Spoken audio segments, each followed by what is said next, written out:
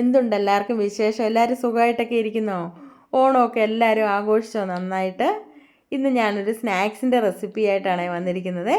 നമ്മൾ വാഴപ്പിണ്ടി അച്ചാറുണ്ടാക്കാറുണ്ട്, വാഴപ്പിണ്ടി തോരൻ വയ്ക്കാറുണ്ട്, വാഴപ്പിണ്ടി ഒഴിച്ചുകറിയൊക്കെ വയ്ക്കാറുണ്ട് അല്ലേ? എന്നാൽ ഇന്ന് ഞാൻ വാഴപ്പിണ്ടി കൊണ്ടുള്ള ഒരു കട്ലറ്റാണ് ഉണ്ടാക്കാൻ പോകുന്നത്.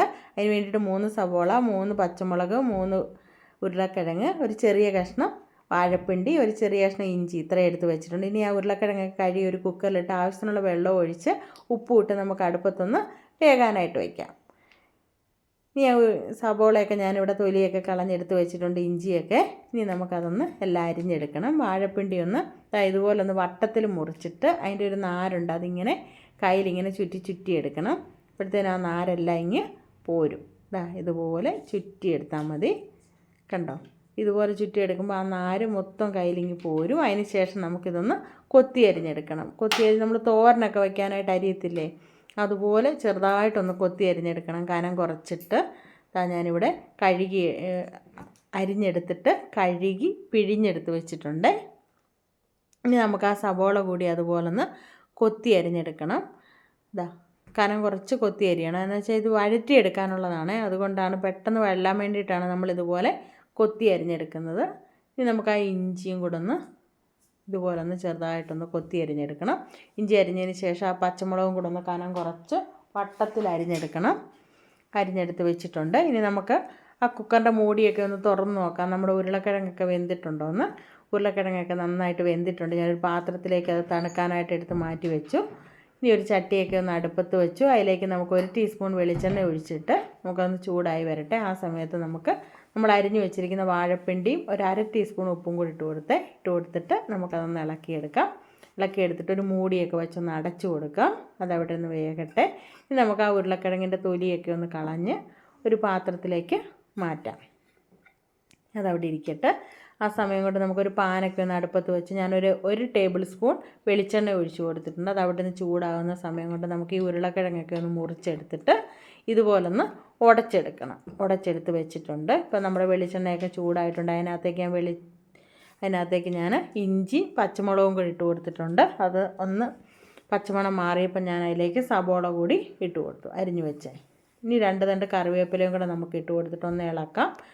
അതവിടെ നിന്നൊന്ന് വഴന്ന് വരട്ടെ. ആ സമയം കൊണ്ട് നമ്മുടെ വാഴപ്പിണ്ടി വെന്തോന്ന് നോക്കാം. വാഴപ്പിണ്ടിയൊക്കെ നന്നായിട്ട് വെന്തിട്ടുണ്ട്. ഞാൻ വെള്ളമൊന്നും ഒഴിച്ചിട്ടില്ല കേട്ടോ. വാഴപ്പിണ്ടിയുടെ ആ വെള്ളം ഇറങ്ങി അതിലിരുന്ന് തന്നെ അങ്ങ് വെന്തു. ഇനി ഒരു 1/2 ടീസ്പൂൺ മഞ്ഞൾപ്പൊടിയും കൂടി ഇട്ട് കൊടുക്കാം, അല്ലെങ്കിൽ വാഴപ്പിണ്ടി അങ്ങ് വെളുത്തിരിക്കും.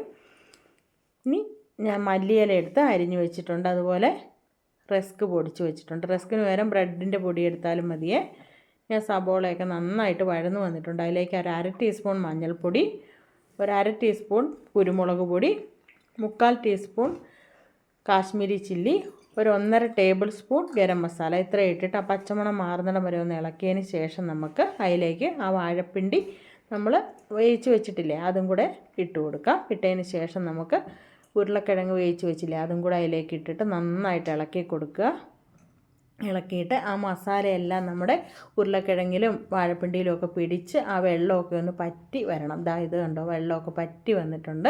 ഇനി അതിനകത്തേക്ക് ഞാൻ ഒരു പിടി മല്ലിയിലയും കൂടി ഇട്ടിട്ട് ഒന്നും കൂടെ ഒന്ന് ഇളക്കിയിട്ട് ഗ്യാസിൻ്റെ ഫ്ലെയിമൊക്കെ ഓഫാക്കി അതൊരു പ്ലേറ്റിലേക്ക് മാറ്റിയിട്ടുണ്ട്. ഒന്ന് തണുക്കട്ടെ.